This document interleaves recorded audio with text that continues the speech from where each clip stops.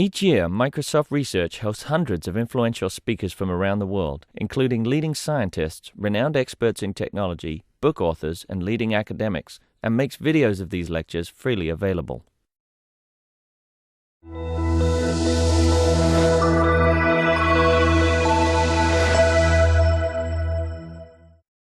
Thank you for coming. My name is Amy Draves, and I'm here to welcome Evgeny Morozov back to the Microsoft Research Visiting Speaker Series. Evgeny is here today to discuss his book, To Save Everything, Click Here: The Folly of Technological Solutionism. The temptation of the digital age is to fix everything, from crime to pollution to obesity, by digitally tracking or gamifying behavior. But when we change the motivations of our moral, ethical, and civic behavior, we may also change the very nature of that behavior. Evgeny Morozov is a contributing editor at the New Republic and the author of a monthly column on Slate. His first book, The Net Delusion, won both a New York Times Notable Book Award and the Harvard Kennedy School Goldsmith Book Prize. His articles have appeared in the New York Times, The Economist, The Wall Street Journal, and many other publications. Please join me in giving him a very warm welcome.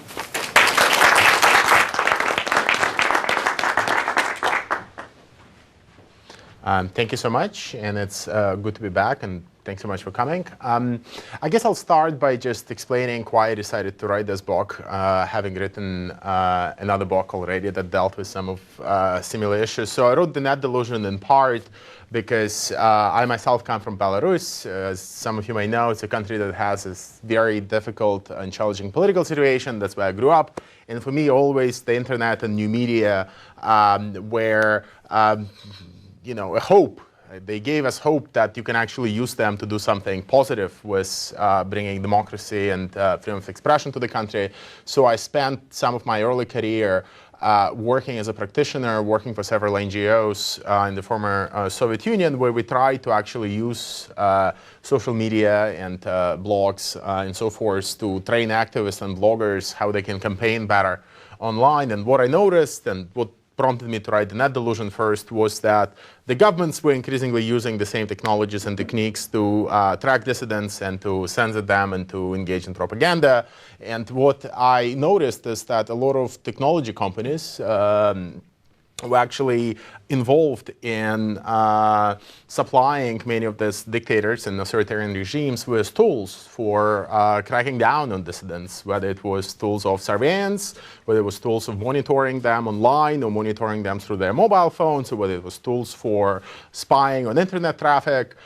So I try to understand what are some of the moral implications of, first of all, building these technologies for use in our own countries, because many of these tools are built to be used in America and Europe, and then later they end up on the secondary market in the Middle East and China and elsewhere. And also try to understand what were the consequences of relying on technology companies in Washington to help America promote democracy, right? What I noticed is that a lot of policymakers in Washington were very excited about relying on Facebook and Google and Microsoft, much less so, but on social media companies to be the new platforms where dissent can blossom, right? So there was a lot of talk about internet freedom. There was a lot of excitement about, as you remember, Twitter revolution in Iran. There was then a lot of excitement about the Arab Spring. So a lot of people thought that Silicon Valley can be a powerful and useful ally in helping America promote democracy. So part of what I tried to do in my first book was to show some of the costs and risks of actually offloading or outsourcing some of this democracy promotion effort to the private sector. So try to understand what happens once we engage these companies in promoting democracy. And as my title of the book probably gives away, I wasn't very optimistic on the Net Delusion, what you could achieve with the help of these companies. So what I tried to do in my second book was to shift and change my focus a little bit. So I no longer looked at authoritarian states, and I decided to focus at our own backyard to look at liberal democracies, look at what's happening here in America, look at what's happening in Europe. And what I saw was that there was a very similar tendency among policymakers and among the companies themselves to actually get involved in solving big social problems, right? They were no longer just in the business of building software. If you listen to the executives at Google and Facebook, they all want to help solve some problem, whether it's the problem of obesity or the problem of climate change. Mark Zuckerberg will tell you that we have built a platform through which we can tackle and solve some of the world's greatest problems. I have a long series of quotes from Zuckerberg and Eric Schmidt, many of the other executives from Silicon Valley, who believe that it's their mission to do more than just build software. And they are building apps, they are building all sorts of platforms in which to tackle these problems. And what I try to do in the book is to explore some of the consequences, again, of tackling these problems in this particular manner by building apps as opposed to, say, passing laws or engaging in more ambitious structural reforms, right? Because there are obviously many alternatives that we have at our disposal as citizens, as democracies, and one of those options is to build newer and shinier apps, and another option is to work on probably less shinier, but probably more consequential legal reform, or to try to regulate certain industries. I mean, there are all sorts of options on the table. So what I try to do in the book is to try to calculate the costs and benefits, so to say, of relying on the private sector, and especially technology companies, to help us do that. So now with this philosophy out of the way, let me just give you a few examples of sort of what are some of the things I'm talking about. So I think the biggest change we've seen in the last 10 years is that now we do have a new infrastructure, privately run infrastructure for problem solving. Right? The existence of this infrastructure is something that plays a huge role in my argument and what I actually mean by that architecture. So I think infrastructure, sorry. So what has happened in the last 10 years or so is that basically two trends. One is that sensors have become much cheaper and much smaller. So you can basically, as you all will know, working in technology, you can build small sensors into pretty much every object, in every gadget, and every artifact.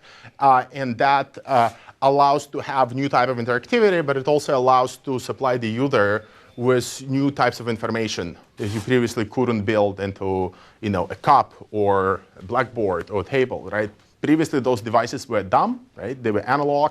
Now you can actually build a sensor that will provide an additional layer of information that can result in users making a somewhat different decision when they use a certain device, right? So you have all seen the rise of smart gadgets and smart objects, right? We have smart shoes that let you know when they're about to get worn out.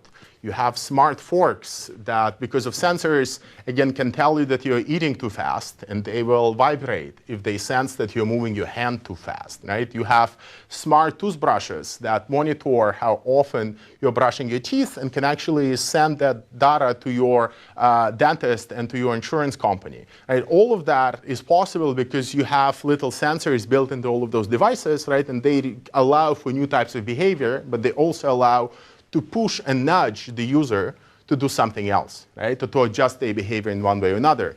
Again, you have smart umbrellas that you may have heard of, which have a built-in connection to the internet, and they check the weather, and they have a little blue light that goes on if the weather promises rain, so that they remind you to take the umbrella before you leave the house, right? Which will probably, in Seattle, I doubt you ever left the house without the umbrella, but in other cities it comes in very handy.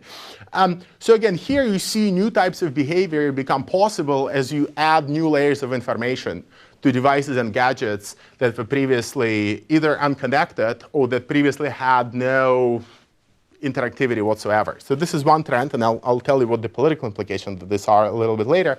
And the second trend that, again, those of you working on social media issues are well aware of, it's that you can now build a so-called social layer into almost anything, right? Because you have your smartphone with you almost anywhere you go.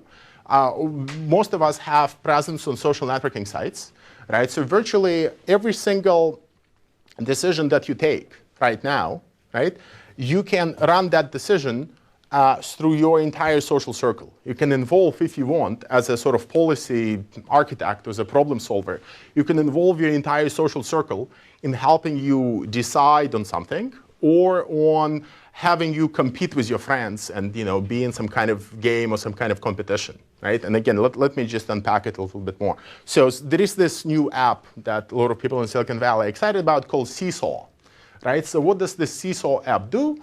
It allows you to basically poll your entire social network about any tough decision that you're facing right now. You know, what latte drink to buy, what dress to buy, potentially what politician to vote for. You can just create an instant poll on your smartphone.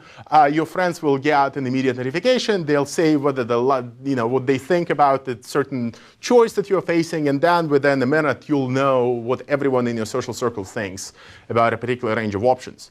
Right? Again, this is possible in part because we carry our smartphones everywhere, but in part because we have a strong online identity and we carry it with us almost anywhere we go.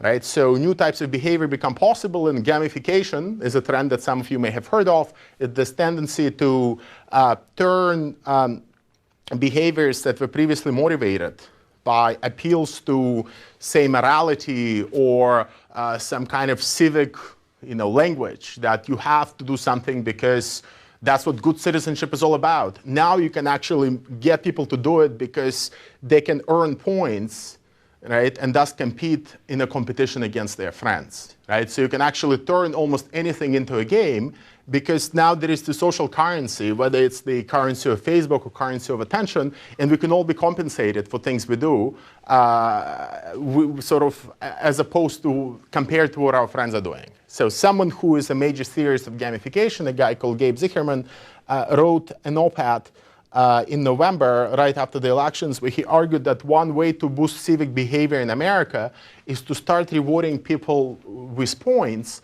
for showing up at the election booth on election day, because now you can do it easily because we're all carrying mobile phones, and just like you check in with Foursquare at a bar, you can check in at the polling station. And wouldn't it be great if you actually give people rewards for doing things that can boost civic life in America? You see what's happening here, right? So the behaviors that were previously expected of us as citizens, because the assumption was that this is what good, responsible citizens do, can now be motivated with a very different register of incentives. So now you can actually build commercial consumerist incentives, point accumulation incentives into activities that previously were probably less efficient, but relied on pure persuasion. And they relied on trying to talk to you as a citizen and as a political subject. Right? So keep those two trends in mind. So the proliferation of sensors on the one hand, and the fact that they're getting cheaper and they allow for new types of behavior, and the fact that now almost anything can be made social. So when do those two trends converge? I found a very interesting design project, which is not an art project. It's actually something serious that serious designers sitting in Germany and Britain decided to build because they're very concerned about the environment. So it's a bunch of well-meaning people who actually want to change the world. So they built something called BinKam. And BinKam is basically a smart trash can that is supposed to be in your kitchen. And the way it works is that it looks like a regular trash can, but it has a smartphone built into its upper lid. Right? So every time you open or close the trash can, it takes a picture of what it is you have just thrown away. Right? And that picture is being uploaded to Mechanical Turk, which is this site run by Amazon, right, where freelancers are paid to do things that computers cannot do yet, or it takes some money and effort to do it for computers. So you have these freelancers who are analyzing your photo to see whether you are engaging in environmentally responsible and recycling behavior. So if they judge that you have recycled things correctly, they award you points. And this picture, along with the points you just got awarded, is uploaded to a Facebook profile where you're entering a competition against other users of the BinKam. Right? So at the end of the week, you can actually come up with some kind of a league table where you can see which household has won most points for being most environmentally friendly. Right? So here you see the convergence of many different trends I've been talking about. So on the one hand, you can now have a trash can that, because of sensors and this participation of essentially the crowd and the cloud, that the trash can actually knows what it's for. It's for throwing things away. Right? It knows that it's meant to be used for recycling. So there is some kind of basic intelligence, even though it comes from elsewhere, built into the trash can. But at the same time, you see that new types of behavioral interventions become possible. In this case, an act of recycling can be turned into a game that you are playing against other citizens. Right? And you see that what's happening in this example, and we can talk about how realistic it is, and that's a good debate to have, and we can say that no one is going to buy it, and again, that's an argument that I'll accept to some extent. But you see the logic at play here is that acts that were previously expected of us for purely political reasons, right, can now suddenly be recast in a very different language, where the goal is not so much to save the environment or to be a responsible citizen, but the goal is to collect points which you can then convert into buying a latte or ordering something online or adding to a frequent flyer account. Right? This is something that essentially replaces the political language, right, that we had before with a very different consumer-friendly business language. Right? And it doesn't actually matter what it is that you do, whether you are trying to recycle or whether you are trying to vote or whether you just go somewhere, walking somewhere in the street and you see litter lying on the pavement, right? And now suddenly your phone realizes that you're reaching out to pick up that litter because it also has a sensor built into it, and it suddenly rewards you with points, and it goes to your Facebook, and you feel great, and everyone feels great because you're helping to keep the city clean. But what happened is that essentially you're engaging in this behavior not so much because you care about the city or because you care about the environment, but because you're getting some reward for it. Right? And the literature that exists on sociology of incentives basically tells us that whenever you replace non-market incentives with market incentives, which for me essentially is what gamification is like, you are replacing something that used to be about philosophy and morality and appeals to ethics. You are replacing it with essentially appeals to what we want to do as consumers, which in this case accumulate points. You see that people are reluctant to do things now that they expect a payment. So there is, probably the most interesting literature on this exists. In Israel, there was this interesting study on a daycare center that some of you may know about. So they have a daycare center, and basically, some parents were late to pick up their kids all the time, right? So you had a percentage, say 5 or 7% of parents were always late to show up at the daycare center. And of course, when they were late, the staff at the daycare center was not very happy with those parents, right? Because they had to stay extra time, and they gave them angry looks, and parents tried not to be late. So what they tried to do was to start imposing fines on the parents, right? So they would now, whenever you would show up late, they would charge you 10 or 20 bucks for showing up late. And the moment they started implementing fines, they noticed that people started getting late much more often. So now it was no longer 5 or 7%, it was like 20 or 30%, because the moment they start introducing these monetary incentives, people realize that a fine is something they can just pay and not worry about it, because they no longer need to worry about the angry looks from the staff, because they feel that they're just paying for that discomfort with that fine, $10 or $15 or $20 fee. And there are many other examples. There was a very interesting example in Switzerland where a village there was asked to basically accept some kind of a waste dump built next to it, right? And they were told that they have to do it for political reasons, because that was the only place where such a dump could be built. And 10% disagreed and said, we don't want to do it. But then something else happened, and they came and said, well, why don't we pay you for accepting this dump? And the moment they started paying those people, many more of them said, no, we don't want it, right? Because they understand that once you talk to them as citizens in the political language, they understand that something is required of them. Once you start monetizing this, and once you start introducing the market logic into this, people start behaving differently, right? And the kind of responsibilities they used to accept, they no longer accept, because they think that this is something optional, right? So for me, for example, one of the critiques I'm making of gamification in the book is that while it might allow us to increase efficiency in some respects. It might help us to increase it locally, for example. So you might be able to get people to show up at the voting booth, or it might help you to get people to recycle properly, or to pick up litter. Once those incentives are missing from other parts of our daily existence, people may no longer do things that they do now because they now expect to be rewarded with market incentives in pretty much every field of behavior. Right? So now that you are expected to be rewarded with points for voting or recycling, when you see litter lying on the pavement, you may not reach for it unless there is a proper award coming for you, because now you treat everything like a consumer and not as a citizen anymore.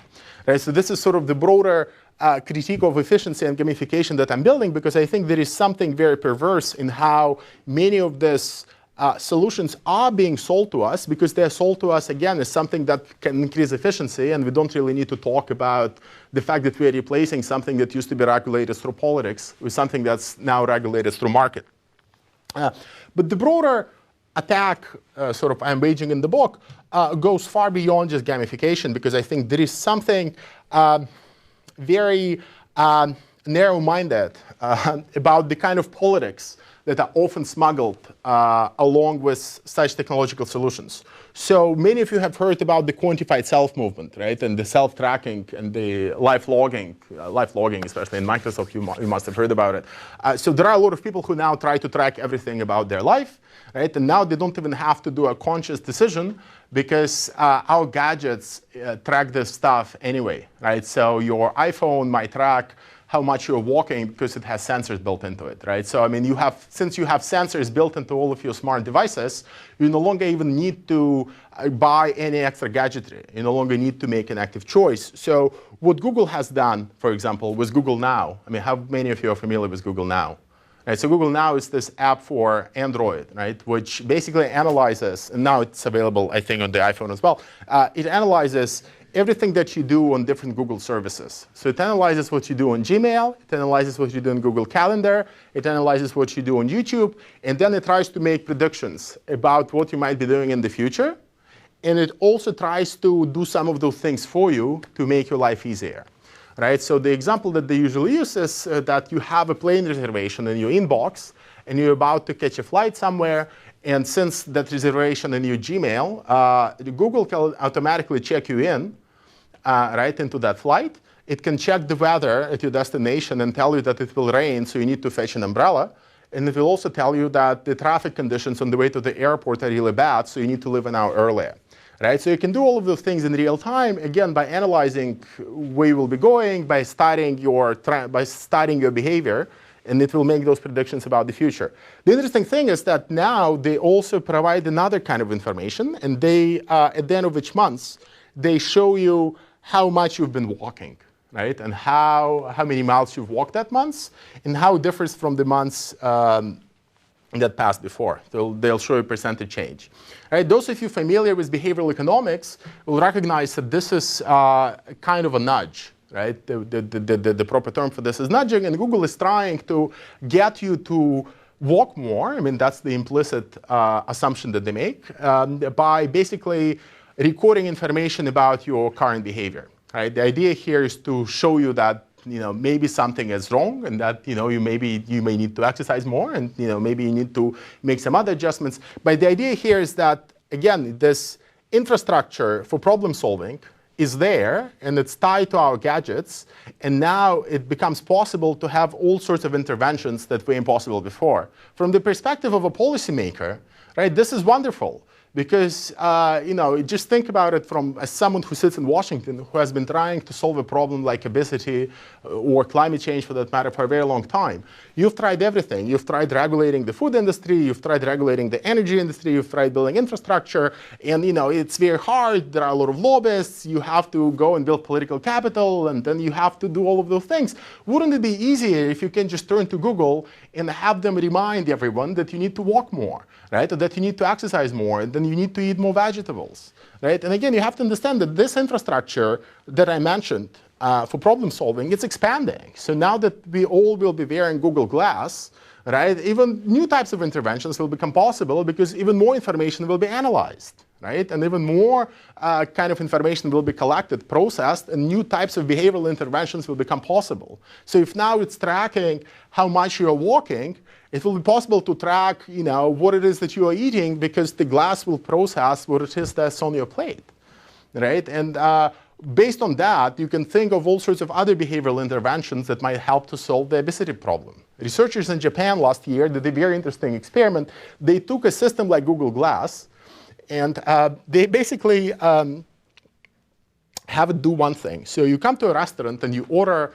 a steak with some fries, and basically this smart glasses try to make that portion look much larger than it is, so that you get full sooner, right? And that's like their stated goal is precisely to help fight obesity, right? But you see that, again, as these environments get smarter and they become easier to tinker with and manipulate, new types of problem solving become possible.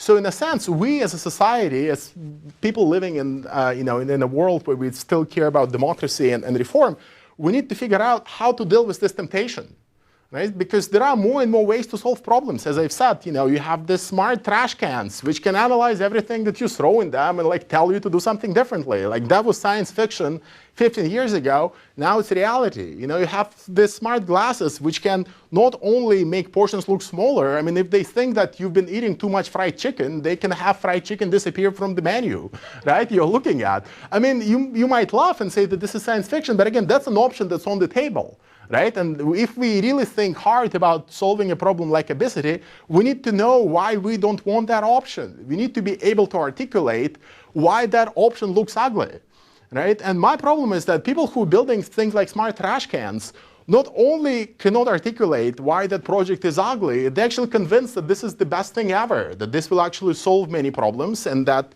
they are fully on board with this as a problem-solving mechanism, right? And what I'm trying to do in the book is to show that there are basically always other ways of tackling problems that might actually be at a higher level. So of course, it's one thing for me to be told that I need to walk more, because Google has tracked how much I'm walking, and it knows that I'm not walking enough.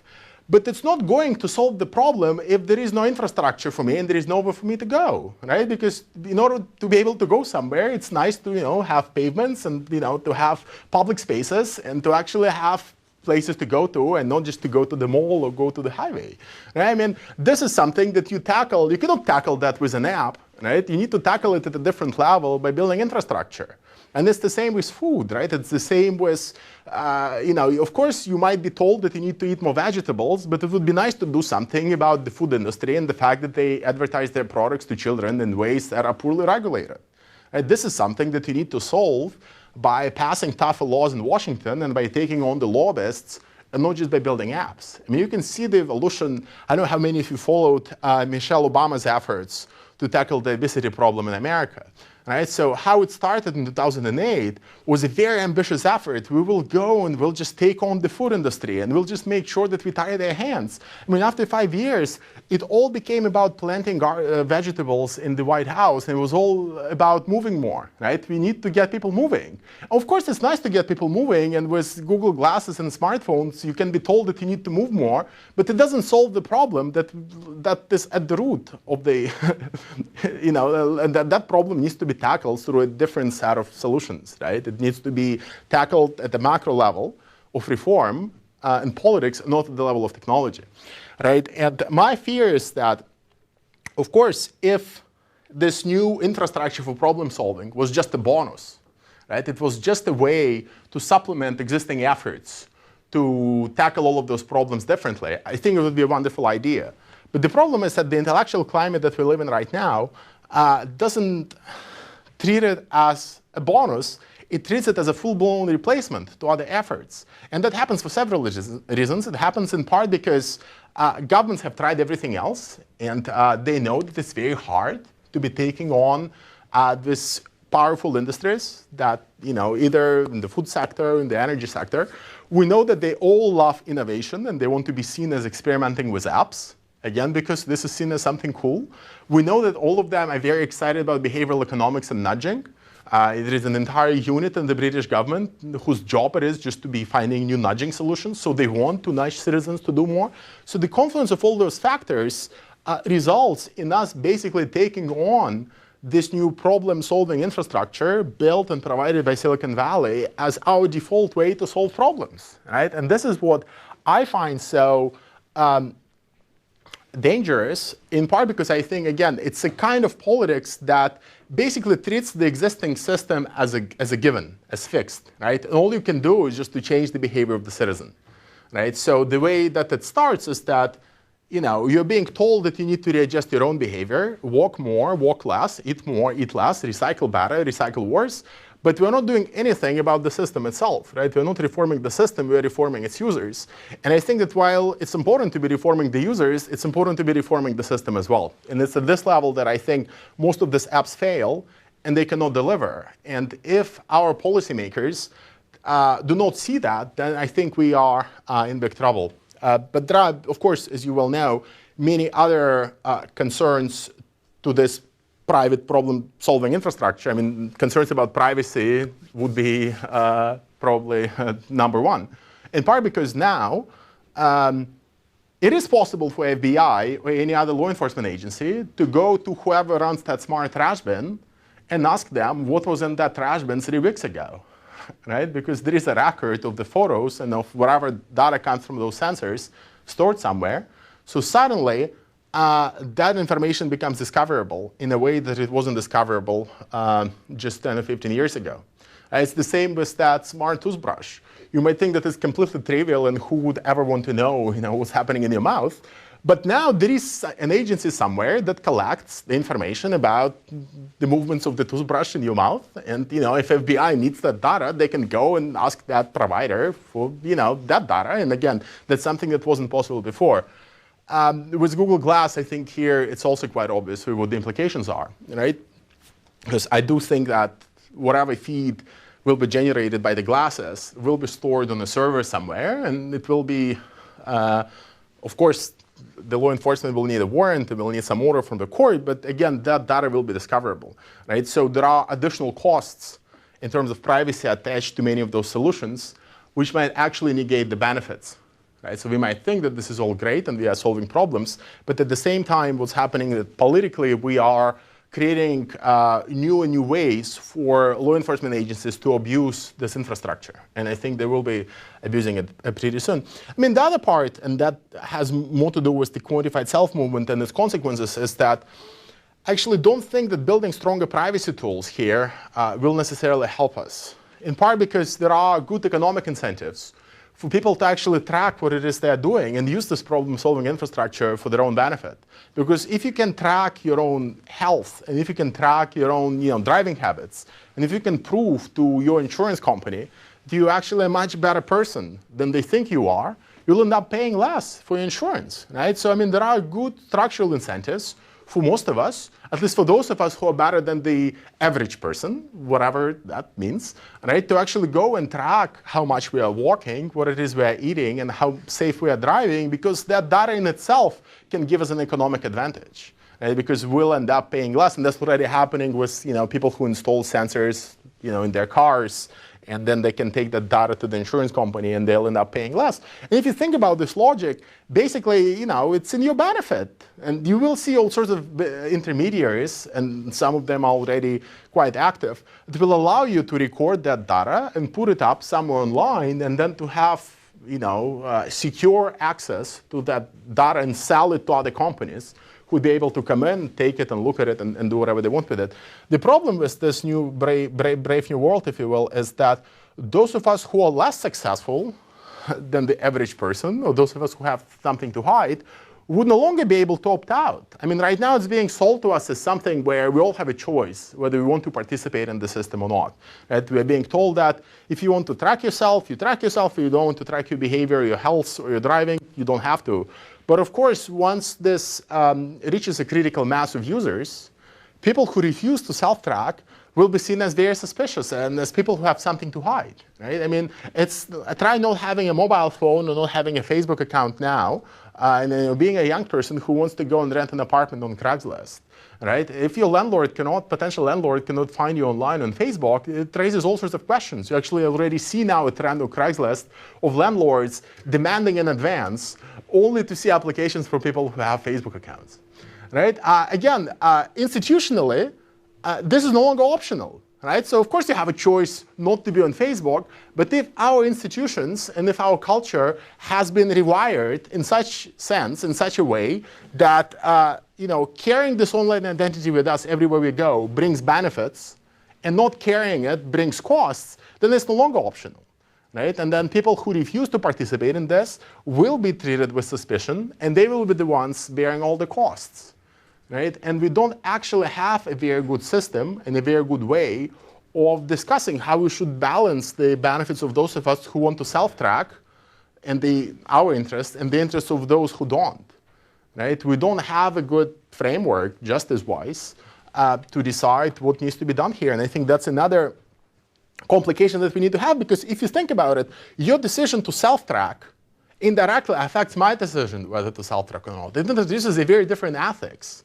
Right now, it's being presented to us as being completely autonomous. I do what I want to do, you do what I want to do. Like, it was like, throwing stuff away and using energy before the climate change problem hit us. Right? You pay for your stuff, your electricity is being monitored, you pay for how much you're using, you don't really have to care about anything because everything is priced perfectly. But of course, you realize that all of those pricing assumptions are based on models that treat energy as essentially infinite, and they do not take climate change into account, and that if you start taking those things into account, you'll end up with a very different pricing model, but you'll also end up with a very different ethics, right? And I think that's essentially what will happen with privacy, and what will happen with self-monitoring. We have to find a way in which we can have a more robust discussion about the ethics of self-monitoring, because I think if we just let it go the way it goes now, where anyone can do whatever they want without thinking about some of the broader ethical implications, we will end up with people who are the weakest suffering the most, right?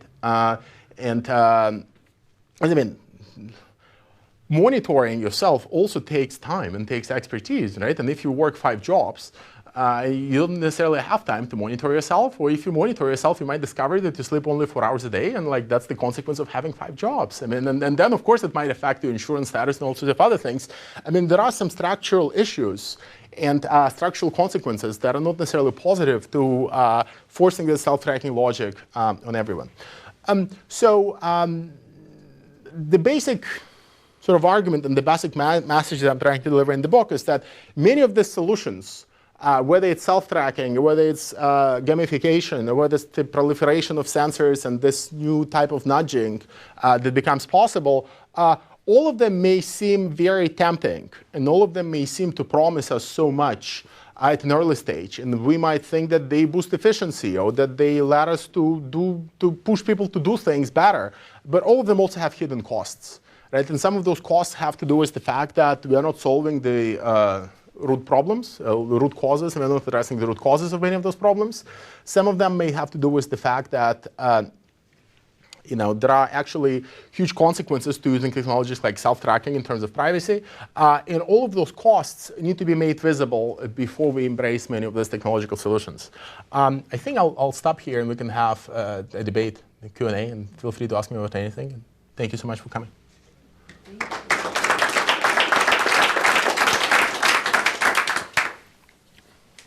Yes?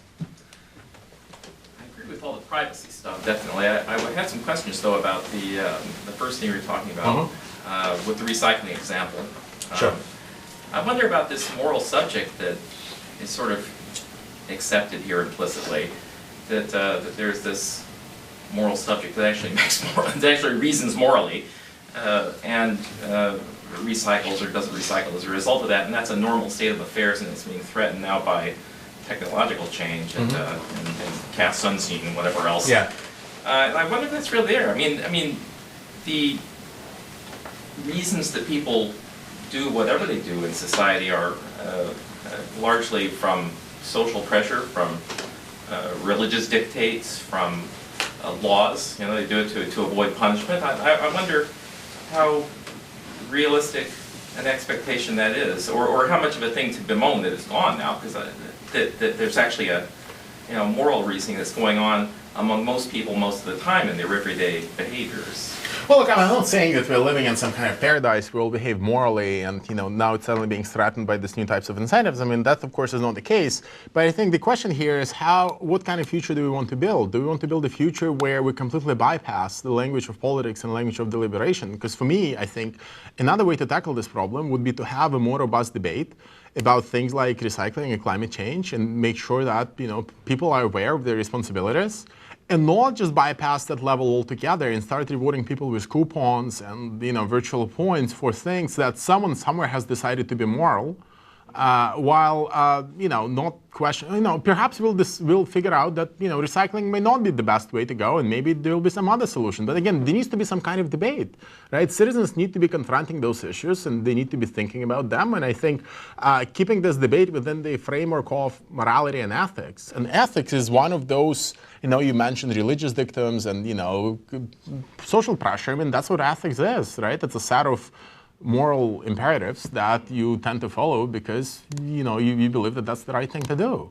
And displacing them with this commercial logic where, to me, it feels like it's like the end of politics altogether. It's like we've given up on the political language, and instead of treating citizens like grown-ups, we start treating them like children.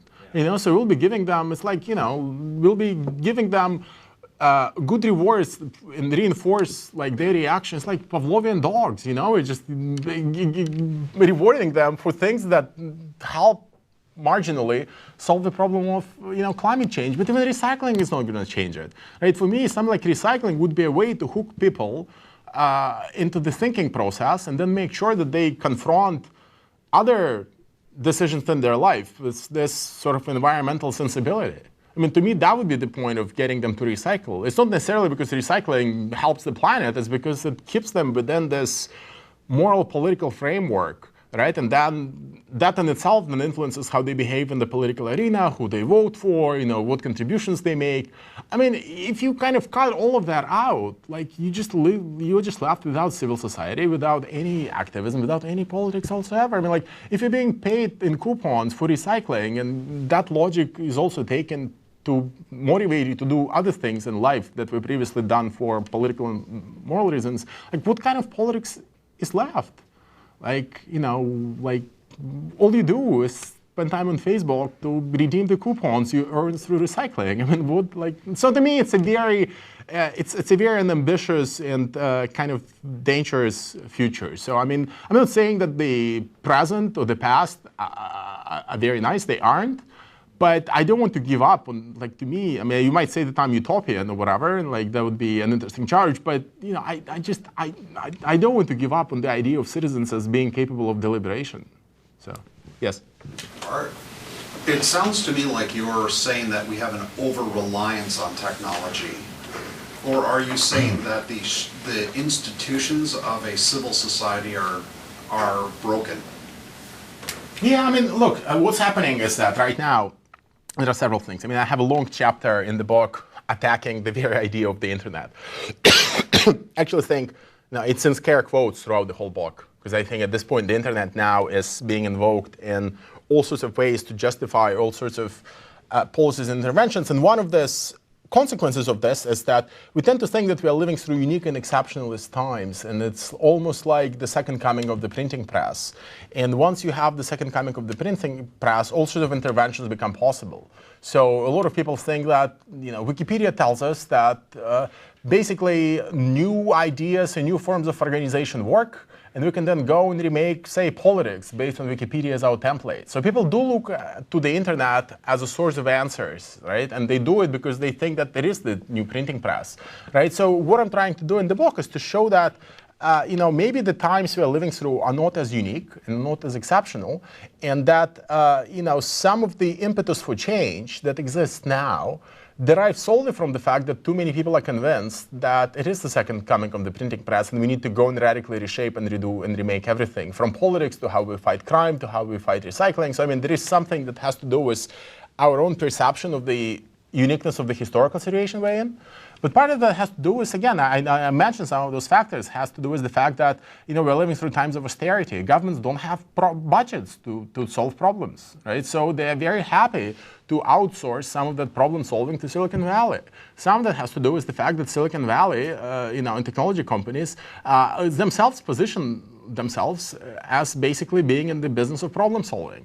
Why do they do that? I think one of the reasons is that it allows them to avoid greater regulatory scrutiny, because if policymakers expect that Google and Facebook and perhaps Microsoft are going to change the world and they're going to help us tackle problems like climate change and obesity, why would you want to overregulate that industry, right? You don't want to tie their hands, so perhaps it's okay to be collecting all the data if you need that data for better nudging. Right? So there are good reasons for executives of these companies to play up their own humanitarian role and their own humanitarian mission. And there are many other secondary reasons here I can give you. I also think that, again, having studied closely some of the remarks that someone like Eric Schmidt makes, if you follow his remarks very closely, you see that he clearly positions Google as, and Silicon Valley by extension, as being the anti-Wall Street. Right? People go and join Wall Street firms because they want to make the world worse. And Silicon Valley is the place where people go to make the world better. So, all of the developers and programmers who can't decide between joining a hedge fund and joining Google should go work for Google, because in Google you will not only be organizing all of the world's knowledge, you'll also be solving climate change. That's the rhetoric, and it's almost, word by word. So, there are many reasons here why this is happening, but partly I think that has to do with the fact that we've just run out of options. And that brings me back to my first book, because in my first book, one of my arguments was that the reason why all these tools, blogs and social media, look so exciting to policymakers in Washington is because in my country, in Belarus, people who sit on the Belarus desk at the State Department, they have tried every single other tool in the last 20 years. They've tried funding political parties, they've tried funding NGOs, they've tried funding investigative journalists, environmental groups, they funded everything. In 20 years, nothing has worked. It's still as bad as it was. So when you drop this new shiny technology on them and you tell them blogs can overthrow dictators, of course, they're just great. Let's just pour more money into this and let's just start funding groups. There is a certain sense of hope that comes with many of those technologies, in part because everything else has been tried and everything else would require very complex, long-term, sophisticated, and very uncomfortable and dirty work. You have to go and fight with industry groups in Washington. You have to go and fight with dictators in Belarus. Wouldn't it be better to have a bunch of kids in Palo Alto build a startup and build an app and then use that app to radically transform the world? It looks, from a policy perspective, it looks much more appealing, right? Yes? I guess I struggle with this being such a straight line, because couldn't you argue that, sure, people will start to do this and this and this, and then something totally unexpected that you can't predict today could happen, and then people will do something totally different, maybe come back this way. This kind of progression isn't going to be a straight line, I wouldn't think. No, I'm with you on this, but again, I can only operate from the empirical data that I have see now, and that the trends I see in the public discourse. Do I see a stronger interest in gamification from public institutions and businesses? Yes. The number of times. Over how many years have you studied? I don't know. I haven't read your book, so. Well, is this like a 20-year trend, it differs from technology to technology. I can tell you the number of times gamification was used and mentioned on the front page of the New York Times was 0 3 years ago, and this year alone it was probably 5. Right? Do I see a greater interest in these methods and the quantified self, in self-tracking, in nudging? Do I see the British government setting up their own unit? Yes. Do I see Cass Sunstein joining the White House? Yes. Based on that, I do see that certain trends are happening. Could they be reversed? Possibly, and I hope they would be reversed. That's why I write the book and make that argument. But I just don't think it's responsible of me as an intellectual to just hope for the better. That better may never come. I've seen it in Belarus with the use of blogs and social media. If I would let people at the State Department just do whatever they want with social media, things will only get worse. Look, I worked for an NGO where our job was to take money from Western donors and to go and try to run our own little projects where you can recruit bloggers and people to do podcasting. And what I realized is that we're actually doing much more harm than good to social media in Belarus, in part because what we were doing was plugging people out from already functioning and existing projects where they were building interesting technologies, and they were doing it because they liked that. They were not even paid for any of this. We came with a lot of funding from the West. We plugged them from those already existing projects, and we put them on grant money, and we told them, look, guys, if you fail, we'll give you another grant. So, of course, they kept failing for like 5 years because the money never stopped coming. And, you know, in the end, we ended up with this bunch of lazy people who didn't want to do anything unless they got a grant. You know, and like I thought our intervention was just disastrous, right? And we all had very good intentions. I mean, has it changed to some extent? Yes, but, you know, you need to, you know, do you think when I started making that message and telling people that like what we're doing is harmful, like do you think people just woke up the following day and just said, oh yes, it is harmful, let's just, you know, kill it? No, I mean, it requires a lot of arguments. You need to go and fight with those people publicly, and, you know, people's minds don't just change overnight, right? And, you know, that's why I think I need to go and fight with people who promote gamification. You know, it's an entire industry of consultants who, like, all they do is just go from company to company and tell them that, you know, gamification is the way to solve all your problems. So, yeah, I appreciate the shining the light on it. And yeah. But there could be some good things that come out of it. Like people become more familiar with what's causing their obesity, and then they stop having to play the game and they start doing these things without, you know, for the right reason. Or they start going to the polling because they realize, hey, when I go to vote, sure, it actually makes me more excited about my community. And sure, the fact that they're checking in isn't the motivation. I'm just saying it could be that, sure, and so I think it's good to focus or shine a light on it, but it's not all doom and gloom. Yeah, but again, like my point, in the book, I draw a distinction between what I call you know, numerical imagination and narrative imagination, right? You want to develop narrative imagination about the world and how it functions. You want to understand how systems work. You want to have a more holistic understanding of how things interrelate. And, you know, when you think about, look at Coca-Cola. So what has Coca-Cola been doing in the last few weeks? So they said, fine, now we'll start putting calories like on our every bottle. And like, but, you know, who cares about calories if it's all about sugar, right? I mean, there are ways in which self-tracking can allow you to learn something about nutrition, but you still wouldn't develop a holistic picture, and you will just be like even making things worse. You know, like this smart fork that is being advertised, it cannot differentiate between different types of food. So whether you're eating peas or whether you're using a steak, like it cannot, like, you know, it doesn't know that, you know, if you're eating peas, maybe it's okay to, you know, move your hand and your fork 10 times. And, you know, if you're eating a steak, maybe just one time per 10 seconds is enough. Like, it doesn't differentiate. So, like,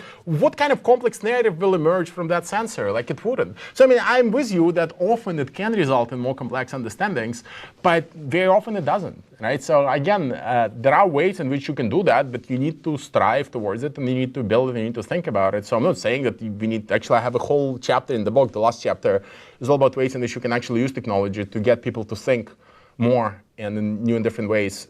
You know, I have this, I borrow from a theorist guy who came up with something called adversarial design. I mean, you can actually build artifacts that, by malfunctioning, will actually make you think a little bit harder about the world you live in and think holistically. So, I mean, I'm with you on the need to get people to think, yes? So part of the problem you're describing is just that technology, I guess, lends itself better to the language of economics and transactions. Is there something about structure of technological progress that you think could facilitate other kinds of discourse, other kinds of thinking, other kinds, you know, like you were saying, just more, for example, facilitating political and moral discourse around the kind of choices that you were talking about? Yeah, I mean, look, I'm very, I don't like talking about technology with a capital T as a force in nature, as culture, or whatever. I just don't think it's the right way to think about technology. So for me, this question makes sense only in as much as you can recognize that there are certain groups and certain, you know, intellectual schools of thought, you know, if you will, people who do law and economics, for example, when, you know, lawyers who do law and economics, they of course would try to use technology to maximize efficiency or to maximize innovation, because the main goal for them, and the only goal that they know how to calculate, is efficiency and innovation. But of course, if you think about it holistically from the perspective of democracy and, you know, social life and public life, perhaps in certain areas we would like to have inefficiency, and we would like to have ambiguity, and we would like to have opacity, and occasionally it's okay to live certain spaces where politicians can actually be hypocritical every now and then, because they have to talk to so many different constituents that if you tie their hands, they'll just stop being effective. But if you do not approach your attempt to reform politics with any basic understanding of how politics functions, you're not likely to develop that insight, right? So part of my attack on this solutionist enterprise in the book is that many of these companies and many of these startups, they proceed solely by analyzing their tool and what it can do. And they think that, well, if this tool can help us can record everything and analyze every single statement ever made by a politician, this by default is a good thing. It's going to help politics without asking any questions about how politics actually functions. Right? So part of my effort in the book is to actually urge people building these tools to spend more time trying to understand the areas they're trying to improve, whether it's education, or whether it's politics, whether it's crime fighting, or whether it's obesity, or whether it's climate change. Unless you go and ask deep questions about what makes those areas work, you're not likely to come up with effective solutions. You cannot just start by thinking that, well, now we can store more information and now we can build sensors into everything. And if you combine those two in the right proportion, you'll be able to fix politics. Like, that's not how it works. So, but to answer your question a bit more directly, again, as I mentioned in the last chapter, I do talk about all sorts of devices that by so let me give you an example. So the designers in Germany have built something like they've built an extension cord, right, that looks like a caterpillar, right? So every time you leave devices that are in standby mode in that extension cord, that caterpillar starts twisting as if it were in pain, as if to alert you that you need to spend more time thinking about the environmental consequences of your behavior, right? And that's a somewhat different paradigm from the conventional paradigm in design, where all you would want to do is to actually hide that extension cord, right? You would want to make it as invisible as possible so that not to have you think at all about the fact that you're using energy, right? Because the paradigm that they used when designing those extension cords previously was that energy is abundant, and you don't need to care about scarcity. So let's just hide it, and let's just make sure people don't never ask that question, right? And if you approach it from a somewhat different perspective, and you think that energy is not abundant, and it's okay to get people to think politically about its use, then you'll probably end up designing different artifacts. Now, whether they're going to sell on the market, whether people will find them convincing, I mean, that's something that I think is a good question.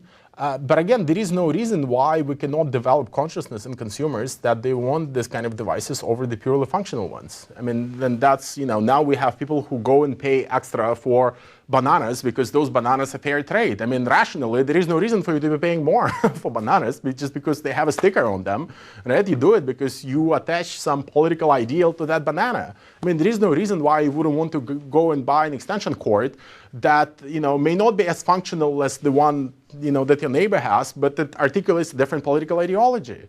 Right? There is no reason why it shouldn't be done, but just because we're committed to this paradigms of efficiency and functionalism, we don't consider those options, and no one is particularly interested in raising the political consciousness of consumers.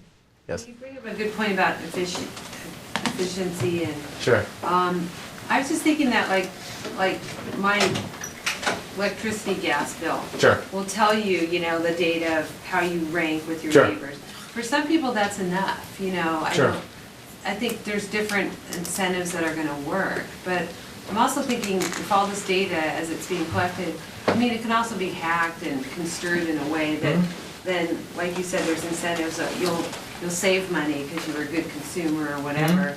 But that can be compromised. So it ushers in a whole era of authenticity of data and other problems, and I think privacy being a big one. All this collection and always searchable, never forgotten isn't going to work for everybody. And also older people who, like my aunt who's in her 80s, isn't going to really have a smartphone, isn't going to, a lot of people aren't going to capitalize on that, or they just won't care. So it's sort of like this social, economic, political alignment with IT that a certain, depending on the culture, it has to have some of those factors that really line up, like the technology is built to solve the problems that society will accept, that there's an economic base for, and that politically, the right level of regulation that's going to meet society. There's a lot of factors, plus just the legacy of how people think and adopt. And the hacking piece. I'm throwing a lot at you, but... No, look, I agree with you. Again, I agree with everything you've said. I have less trust in numbers probably than most people in this room, in part because I don't think that the numbers actually are as good as we think at telling us complex narratives. And I think that very often and that's my problem with self-tracking and quantification of our behaviors. I mean, if you start reducing complex narratives and complex systems to a number, you end up with a very simplistic understanding of how the system functions and also how it changes, right? So knowing your electricity bill might not actually tell you anything about where the energy comes from, and what are the factors involved in it. And again, I don't want to live in an environment where we as citizens are constantly overwhelmed with this information. I mean, that's another challenge, right? Because again, I don't want you to be pushed to think about highly political matters every time, because everything is political. How this table is made is political, and this chair and this projector, and was made in China with like workers, and why not think about workers when you're using the projector? I mean, like there are all sorts of things you can be thinking about, right? And what questions will be opened is itself a political question, right? Why force you to think about energy and not about, workers in China? Right? I mean, there are all sorts of questions here, and I mean, I must confess, I don't have a full-blown theory, a political theory, which will tell you, which questions we want to leave open and which questions we want to leave closed. But I think the fact that so much of this infrastructure is built by the private sector now, I mean, allows me to go and make an argument to companies that perhaps there is something to be said about building new types of political consciousness amongst consumers, right? And companies, that will, I mean, Starbucks, that's your home company here, I mean, they figured out that people will one day or another will start caring about fair trade, right? And again, this may or may not be a good way to solve the problems of economic inequality, but that's, allows them to create new types of products that in themselves have a political dimension and a political consequence, right? I mean, there is an entire debate and political theory about the consequences of ethical consumption. And, some people say that this is the best thing ever. Some people say that ethical consumption doesn't do anything to address the root problems of many of those, root causes of many of those problems. But I think there are ways in which technology companies can actually tap into this longing that I hope will sooner or later emerge among people to actually have a different set of gadgets that does actually recognize that climate change is happening. And that they want to make sure that they are confronting that problem in their daily life, other than confront it every 2 years when Al Gore makes a new movie, right? I mean, and I think that will change and that will happen in one way or another. I mean, it's happening already with some of the recycling stuff, and I think it will happen at the level of consumer electronics. But so for me, the question is, how can you also take some of those insights and take and transpose them to the world of privacy, right? To the world of how we use computers, how we use our browsers. I mean, it's one thing to be, like if you're using a browser and you have a pop-up window telling you that, you're being tracked by 500 websites right now because you're visiting dictionary.com or whatever, any other website. Does this information tell you anything? Like, I'm not sure. Like, how does it compare to CNN.com? I have no idea what that number 500 tells me. On the other hand, if I'm being told that now I'm being tracked by more websites that existed on the internet in 1993, I mean, it's not necessarily meaningful, but it creates some kind of, very weird feeling of unease that might make me question, right, what's happening right now, that might force me to go on Google and actually investigate, questions of privacy. So you can actually build browsers that build off some of this weirdness, and they try to expose you to these problems, but in a way that transcends the limitations of numbers and tries to create this, stories that might be incomplete, but that might still get you to think about issues you would not be thinking about otherwise, right? So that part of my thought is still in progress, but like numbers plus context, right? I mean, yeah. How do you even evaluate this and make sense out of it? So there's so much that 500 websites track. Sure. What does it all mean? So yeah. Well, I mean, you can be browsing and a line from Kafka will emerge. I mean, it doesn't have to be statistics about what happened online in 1992. Yeah. You've seen the Mozilla collusion tool? I haven't, no. Now it's nice. It's a visualization of exactly that, who's following you. These bubbles pop up and they point and show their interrelations. It's no context, like you were saying, no historical aspect to it. But sure. It's very alarming. Collusion. Collusion. Okay. collusion. Yeah. All right. It's all about collusion, really. All right. Oh, good. I think I would. Yes, thank you so much for coming. Thank you so much for coming. Thank you.